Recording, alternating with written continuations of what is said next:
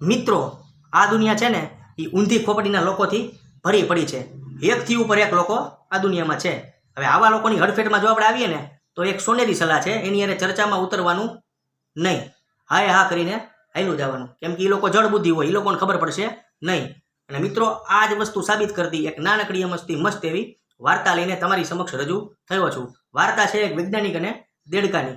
તો ચાલો શરૂ કરીએ, પણ એક રિક્વેસ્ટ છે કે ઠેઠ સુધી જોજો, આ રહેતા નથી, બરાબર? તો ચાલો શરૂ કરીએ. તો એક લેબોરેટરીમાં એક વૈજ્ઞાનિક હતો. એને એવો વિચાર આવ્યો કે ચાલો ને દેડકા ઉપર એક પ્રયોગ કરીએ. કે કાંઈ વાંધો નહીં, દેડકો લઈને આવ્યો. હવે દેડકાને એને ટ્રેનિંગ આપી કે એ કેમ દેડકો કરે. એટલે એને કીધું દેડકાને કે છલાંગ માર. એટલે દેડકાએ છલાંગ મારી, 4 ફૂટ લાંબી છલાંગ. એને કીધું કાંઈ વાંધો નહીં, દેડકાએ 4 ફૂટ લાંબી છલાંગ મારી, એક પગ કાપી નાખ્યો. પછી કીધું છલાંગ માર.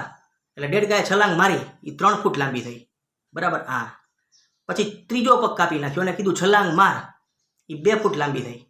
અને પછી ચોથો પગે કાપી નાખ્યો, પછી કીધું છલાંગ માર.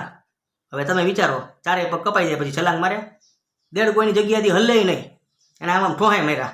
હાલાલી કે છલાંગ માર સંભળાતું નથી. તો દેડકો બિચારો હલી શક્યો નહીં. હવે આ વસ્તુ થઈ, એના ઉપરથી તમે અને હું આપણે શું તારણ કાઢીએ?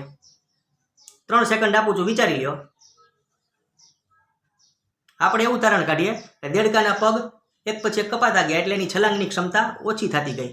હવે આ વૈજ્ઞાનિક તો ઊંધી ખોપડીનો, એને કેવું તારણ કાઢ્યું ખબર છે? એનો દ્રષ્ટિકોણ જુદો હતો. એને એવું તારણ કાઢ્યું કે દેડકાના પગ અને દેડકાની સાંભળવાની શક્તિ એ બેની વચ્ચે કાંઈક સાંઠગાંઠ છે.